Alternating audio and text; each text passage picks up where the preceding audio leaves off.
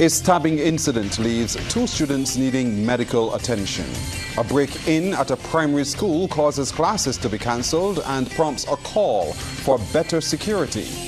A non-national to head the Queen Elizabeth Hospital. And in sports, Barbados wins their 3rd in a row at the Women's Super 50 Cup. Broadcasting from our studios in the Pine St. Michael, this is CBC NewsNight, starting now.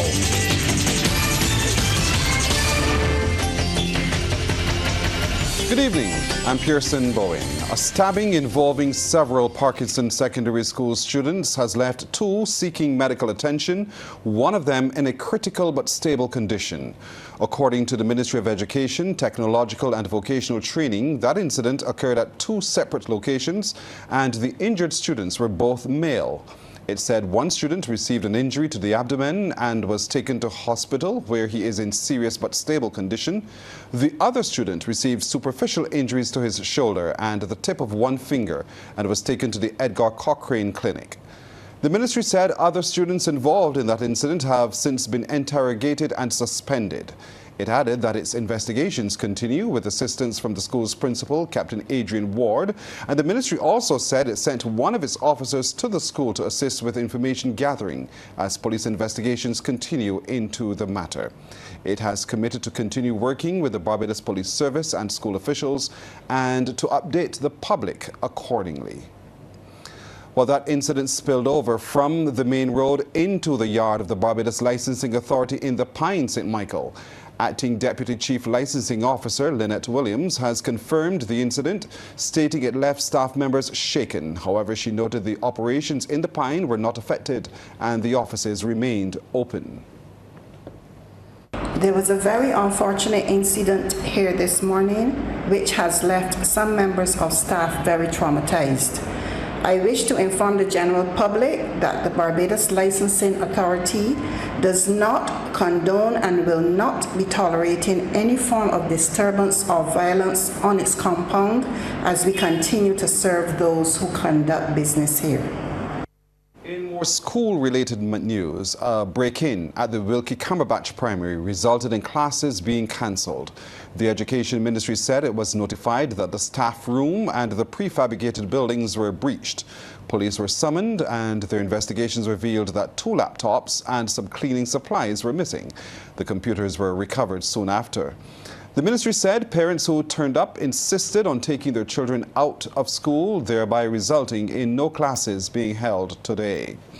Meanwhile, that incident has prompted another call for security at primary schools across the island to be beefed up. It came from shop steward at the Barbados Union of Teachers, Pedro Shepherd, who was also the information technology teacher at the school. Trevor Thorpe reports. The shop steward and teacher of 32 years lamented the lack of security at the school and pointed out that it is an area that needs to be addressed urgently. He said the Wilkie Cumberbatch Primary School, which has a roll of 430, is not alone in this regard. It is a high-risk area, so I think we need to have a lot more vigilance and so on in this particular area. I think I am hearing that there's something similar at either the Ann Hill or the Irving Wilson School as well, because all 3 of us are in one compound basically, and whatever happens at one tend to, spill over into the next. The teacher said security is an issue given the location of the school. He added there is no security at the school on weekends. But it is in a challenge area. Point Primary is also one, Westbury will be one, Wesley Hall. Those, I guess, residential, heavily built up areas. Yes, we have a watchman here, but this watchman is here for just 6 to 6 during the course of the week. There's no watchman on Thursdays because you had a system with a relief watchman before. That no longer exists. So maybe even to have that situation rectified where there's a relief watchman, we should probably have that reinstituted here at the school as well. Mr. Shepherd said staff and students were not allowed to enter the building as investigations were still being conducted by police and forensic officials. We are still doing our checks, but we are certain for sure that some supplies, toilet paper, dishwashing liquid, one teacher noticed 2 computers missing in her class. I guess as we are allowed to come into the school, we may be able to find other things missing. Classes are expected to resume tomorrow. Trevor Thorpe, CBC News. Well, we turn our attention now to debate in the Senate today. Two bills were debated. Wendy Burke has been following. She joins us now with an update. Wendy? Yes, Pearson. The Queen Elizabeth Hospital Amendment Bill, one of the two bills debated. Health Minister Senator Dr. the Most Honourable Jerome Walcott led the debate on that bill. He revealed that the process of selecting a new head for the Queen Elizabeth Hospital is underway, and based on what has transpired so far, the post will be filled by a non-national. 84 persons applied for the post of CEO of the Queen Elizabeth Hospital. The news has been out in terms of the selection. But what I would say for those who ask about Barbadians and non-Barbadians, 2 Barbadians applied for that post. 2 out of 84. And both of them were deemed not suitably qualified, and they certainly didn't have the experience. The board went through its process, the committee of the board, 84, they were down to 12, and then I believe they had selected 6 to be interviewed, but then 1 person dropped out, and they interviewed 5, and they have come to a selection. They've made a selection. So that process is on track. The Health Minister also defended the amendment to the Act, which abolishes the post of Executive Chairman and re-establishes the post of Chief Executive Officer. Mr. President, this worked very well during COVID, when decisions had to be made quickly and decisive action taken. And in this regard, at this time, the former Executive Chair has to be commended for her outstanding leadership and for the remarkable job she did in marshalling her troops, her directors, to face the Herculean task of COVID across the island.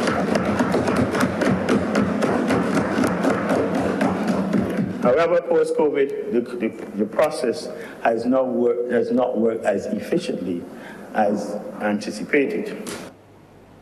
And Opposition Senator Ryan Walters described the amendment as unnecessary, tinkering with the hospital's administration.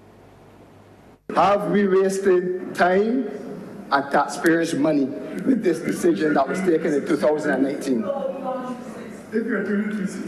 Having to reverse the decision, sir, is an admission by this administration that it made a misstep and is now seeking to correct it. Because, sir, if it was an effective structure, we would not be back here to repeal the sections of the Act that speak to the appointment and dismissal of an executive chairman. Senator Walters called on government to provide an update on how the money from the health service levy is spent, as well as how the hospital benefits. A substantial amount of money from workers who are paid directly into the fund, into the operation of the hospital. They deserve to have an account for how the money is spent, and they deserve to feel a difference when they visit that institution. And Deputy President of the Senate, Elizabeth Thompson, provided this response to Senator Walters' query on the health services levy. The $60 or $75 million, and even less accepted 75, whether that figure is accurate or not, I do not know, really represents a fraction of what it takes to run the QEH. The QEH budget is $200 million plus dollars. So the $230 million. So the $75 million of the levy that is collected really represents just about quarter or thereabout of the budget. It is therefore entirely wrong, sir, and entirely misleading for the Honourable Senator to suggest that this money is not being utilised toward the overall healthcare budget. The Queen Elizabeth Hospital Amendment Bill was passed in the Senate. The Upper House also debated the Caribbean Community Movement of Skilled Nationals Amendment Bill 2024. It's back to you, Pearson. Wendy, thank you. Coming up, City MP Cory Lane wants more involvement in the planning for Barbados hosting of the T20 World Cup. Member of Parliament for the City of Bridgetown, Cory Lane, says he's disappointed with the lack of inclusion as the country prepares to host the men's ICC T20 World Cup. Mr. Lane raised that concern during a Barbados Labour Party branch meeting in the constituency yesterday. I am very disappointed with the involvement of the City of Bridgetown, its MP and its people in relation to the planning and execution of World Cup Barbados so far. Last time I know that we had 2 years, and this time we have a short amount of time, but the fact of the matter is I have been knocking at the door of the organizers up to the Prime Minister in relation to World Cup because people have a certain expectation. Last time World Cup come, the roads were paved with gold and running with honey. And now World Cup come again, that is what my people are looking for. But they ain't even got a glass of water. So that is something as an MP I will continue to represent you on with the Prime Minister, with the organizers, and I will not be backing down. Mr. Lane has also confirmed he suffered a brief illness caused by burnout. He told those at the meeting he has fully recovered.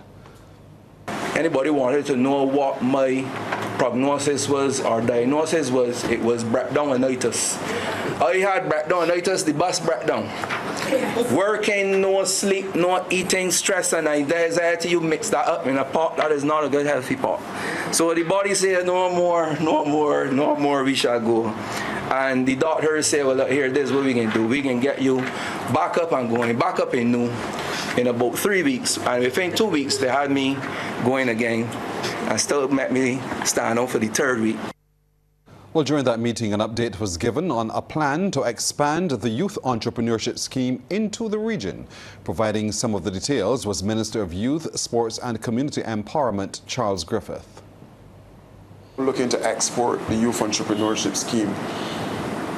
And we're working with the University of the West Indies to push the youth entrepreneurship program within the region. And I would say to you that we're probably a month away from having the final document signed that will allow us to be able to source, to have, I have actually officers to speak to their counterparts, the directors of youth within the region, to find out if there's a need in their area, and we're already getting feedback in relation to that in terms of how we can now earn some money through a program from the ministry that started on the ground.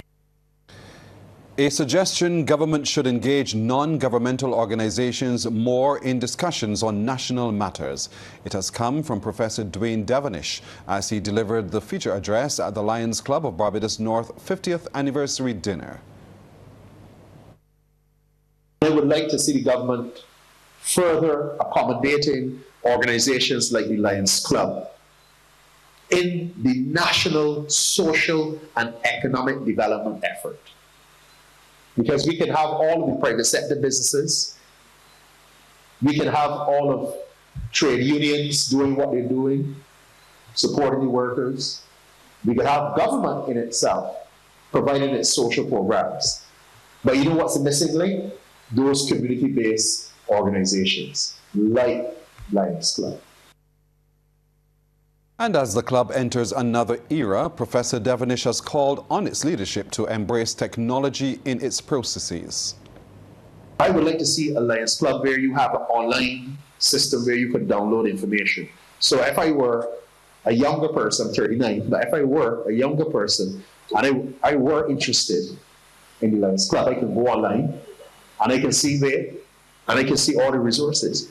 I can actually complete my sign-up online. Instead of having it on a paper base, I can complete it online, submit it, somebody on the other end can review that and contact me. So you can do most of your processes online to attract that particular crowd.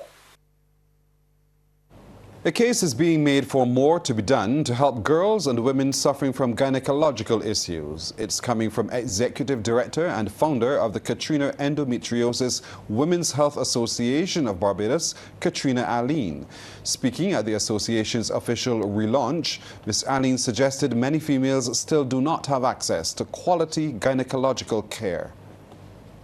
It is no secret that women's reproductive health, gynecological issues, and period poverty have long attached the stigma and silence, neglect, and all of the above in society. From access to menstrual necessities and resources to the diagnosis and treatment of gynecological conditions, women have faced significant barriers to receiving the care and support they deserve. The Q initiative recognized that these challenges are not informed and that girls and women with marginalized backgrounds face unique obstacles in accessing reproductive health care. Sports Night is brought to you by Power Inc. Pause is power. And by Dasani. Live first, Dasani after.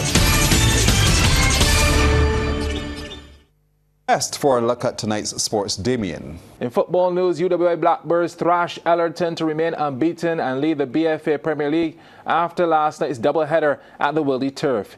UWI are on the same points as Weymouth Wales but have a superior goal difference, with Wales being held to a draw by Kickstart Rush. CBC's Margaret Boyce reports. UWI Blackbirds in their traditional yellow tops and black shorts taking on Ellerton in the opening match. 7 minutes into the game, and the Blackbirds were soaring forward. This effort off the crossbar, but drops gently to Jerome Otterson, who nutmegs Jamar Brewster.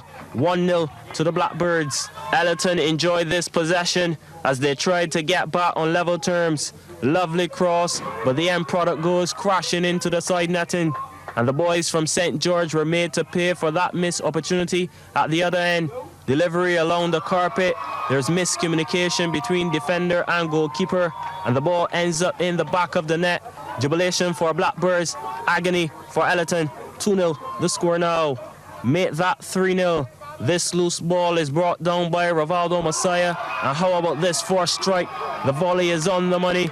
The keeper stood no chance. The Blackbirds added one more for a good measure before halftime. Now Reece Stephen beats the offside trap and is one-on-one with the keeper, and he's cool as a cucumber. Ellerton with a mountain to climb at the interval. Move along to the second half now. 14 minutes from time. The Blackbirds were not letting up. Perfect cross along the ground, and Messiah collects his second. 5-0 the score. There was late drama as Ellerton were awarded 2 late penalties. This is the first. Keeper dives the right way, but too much pace on the shot from Jaheim Headley, making it 5-1. Ellerton were down but continued to create chances. The cross is blocked, and the referee says that's a second penalty. Headley with another bite of the cookie. Keeper gets a hand to it, but it was another strike that found the back of the net. Still though, Blackbirds flew high in the end, beating Ellerton 5-2. Let's move to the big showdown featuring Kickstart Rush in blue and Weymouth Wales. Kickstart with the first real chance, and Shaquille Lane is denied by Kishmar Primus. What a save. Wales looked out of sorts at the back, and Kickstart were piling on the pressure. This is exquisite, but the finishing touch was slightly wide from Lane again. Wales were caught napping once more, and Kickstart were in behind, but Primus was at his brilliant best, making 2 saves in the process.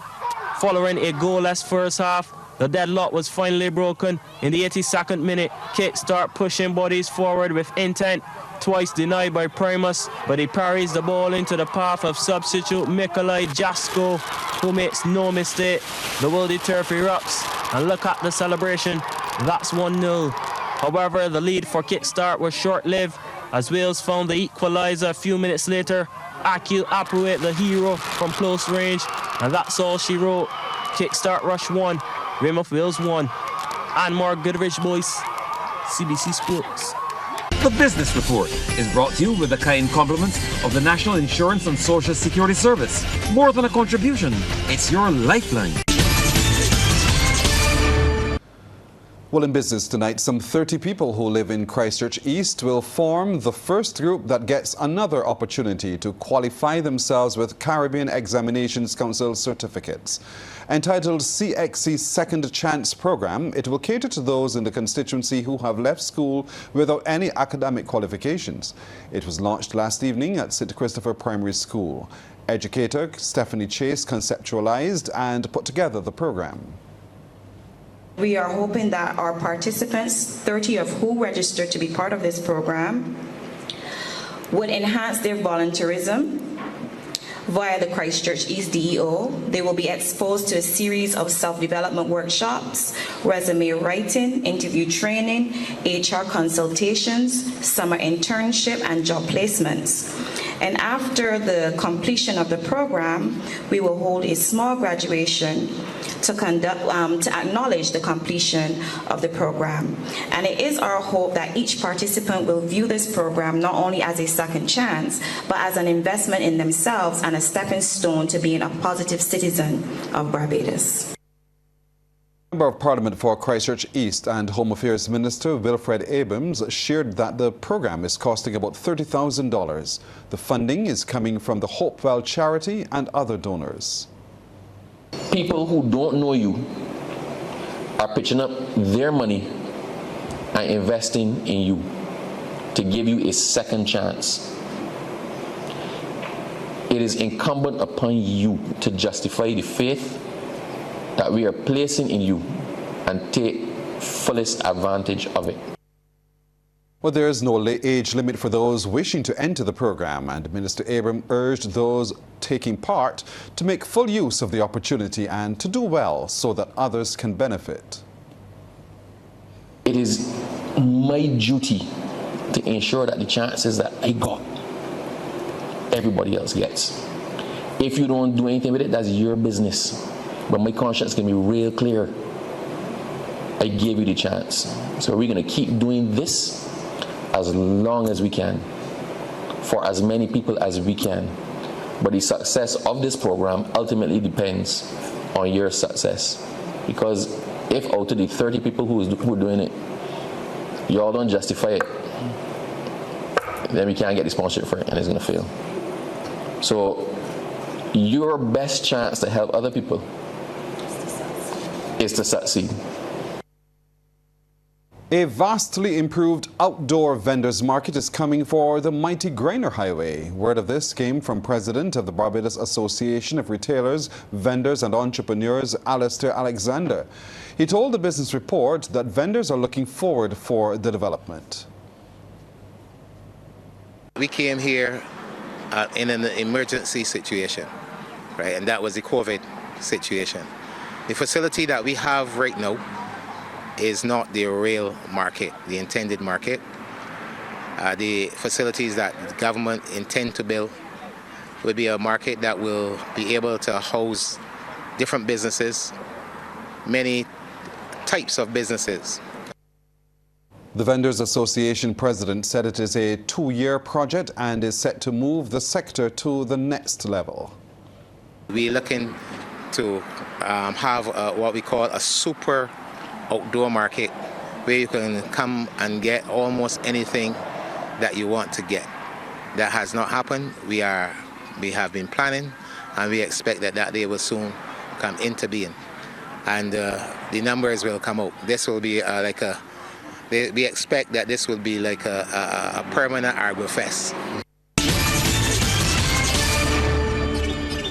Back to more sports and therefore back to Damien. Thanks so much, Pearson. Well, it took overtime, but Fusion Boutique Station Hill Cavaliers pulled off a thrilling victory against Burger King Clapham Bulls in the Co-operators General Insurance BABA Premier League last night at Community College.